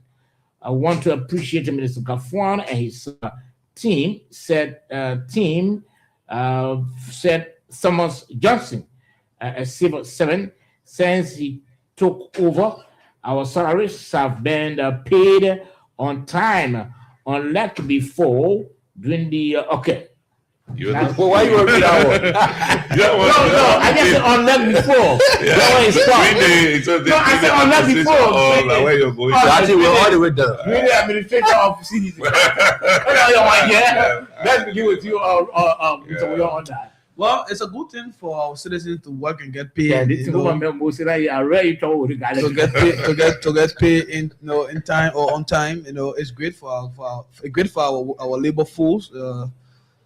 I mean, the minister has been doing a lot of great job. We said it on the show times without number. He's one of the outstanding, one of the outstanding ministers in the government, who is actually doing well. And restoring our, making sure you secure more loans, you secure more grants, making sure that you build our country image, build partnership with some of the, international bilateral friends. And coming to our domestic operations, that civil servant are now becoming to our knowledge, the, early disbursement of salary is great. But I mean, it's just a little caution to our civil servant. As you start to appreciate the fact that you're taking pay soon, you should also not get worried about why the pay coming too soon. And like look at them on July 26th, you have 26 wait almost two weeks ahead. You take pay now. If you have exhausted all of the resources, you have to complain. Okay. So, that's what you tell Moses quickly. Moses, let's hear you on this one. I just want you guys are too interesting.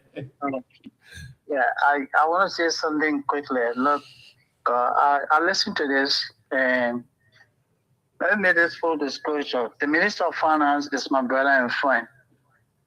We graduated from BA same school. But the way we do things back home, it promotes mediocrity. Working and being paid on time is nothing to celebrate. That's what comes with employment. I don't go around telling people, say, every 2 weeks, my account is credited. When you get paid, it's private information. So people celebrate, they go, the Minister of Finance, we are taking pay on time. Come on. This man is doing his job. Paying salary on time is not an individual effort. It's a team effort led by the Minister of Finance. You don't have to go certificate in there. And now we take pay on time. Come on, man. This is what he signed up for. But Moses apparently they believe that this is something that was not happening before. So is it wrong to acknowledge him and celebrating?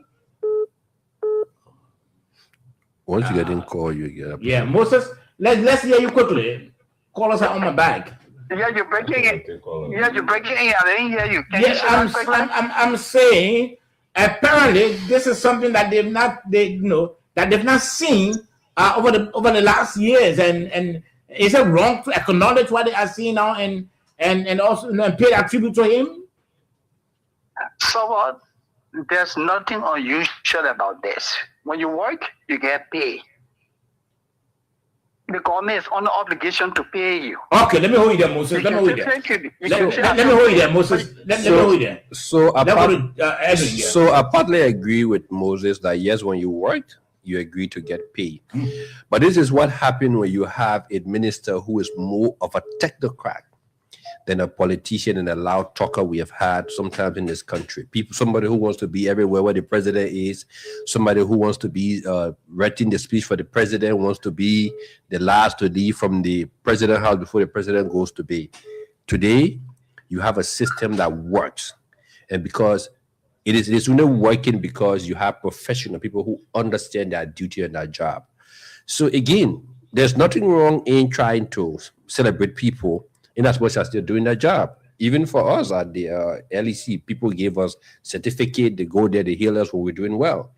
The same way how you see people criticizing people. If the minister were not paying civil servant on time, it will be all over here. And the same Moses will be saying, oh man, they put on that work, they put just here to do it. So I say, today, the minister is doing it, and a group of citizens come out to say, look, we thank you for doing this because this looks strange. I think it's commendable. And that would only help to push him more to make sure that civil servants get their just paid the time that they're supposed to get paid. Okay. George? It is not being critical. It is not being critical. A good thing happens and other people go to praise those good things. And when bad things happen, other people go to praise. So you say, no, nothing is mediocrity. What you're doing there is anything other people do is not good to you unless what you do, okay, which is wrong. And, the minister, I want to go back even to his first term as Minister of Finance during Madam Salif time, during the global financial crisis. The same thing. He's always a performing minister. During the global financial crisis, salary was on time. The men operated on a cash-based budget. People's salaries were not delayed. This time he came back, in fact, he improved further. That's why if you get a minister chance, he say he should pay July salary on July 1. You will pay July 1. He will pay July 1. I'm not lying to you. In fact, even start calling for ministries to submit their payroll. To submit a payroll on the 6th. They will start paying by Monday. Yeah, it should be in. So this is excellent.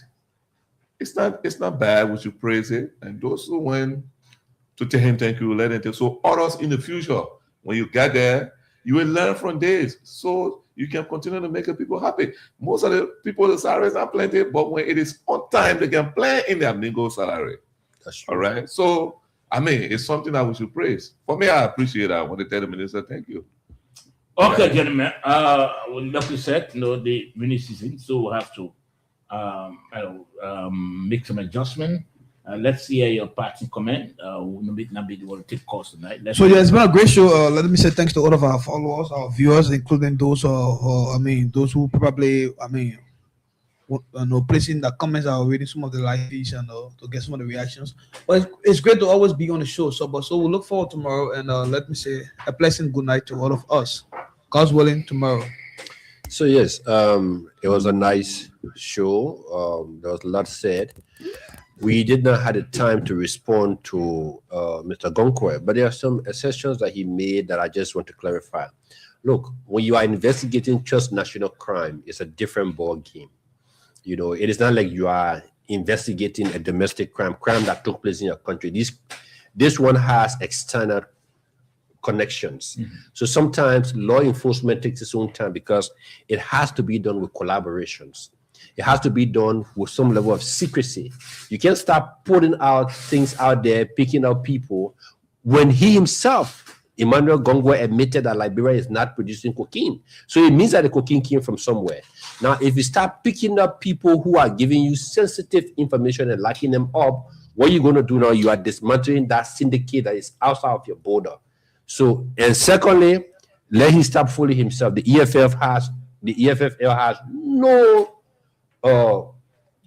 credential or qualification to investigate any crime, not even local crime, before I say transnational crime. Thank you.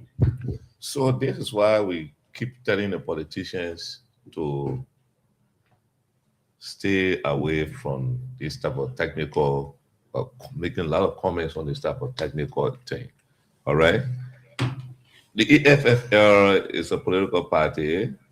Liberians are in that party. They are Liberians. They are security experts who will be helping the national security with information. The fight that Mr. Gonkwe is calling on the government to turn the investigation over to EFFL is so disgraceful, it's sinful. There's no other way to put it. What's the credential? Face it. So are you saying that the other people who in positions doing a job, they are incompetent, or you got your team is qualified? You didn't call one of your officers for people to try to critique their credential, but you just say, "Oh, we got it." This and that. You're making mockery all of the process. For me, That's my opinion. I think again, we can't count on the radio and make mockery all of what is going on. In all fairness. Okay. Yeah. Well, gentlemen, let me thank you very much. Before we go, let me reference some of our viewers, not all of them. Ophelia is George. Been watching from home. Emmanuel Bro, my good friend, been watching from the USA. Norleon VM, been watching from Gatineau, Sansi Beslo Perry, been watching from the USA. Atlanta, Georgia. Abraham Swain, been watching from Chicken Factory. Tule Wonwi, been also following. Emmanuel Dix, been following. Vinicius Gideon Bar, been following. Etombola Jiro, been following, and the rest of you. Well, we can call all of the names. Join us tomorrow for another. That's a weekend edition of the program. And tomorrow, I'm sure we'll have some. We're going to talk about politics tomorrow. Looking at the political scene, looking at 2029, what may likely happen.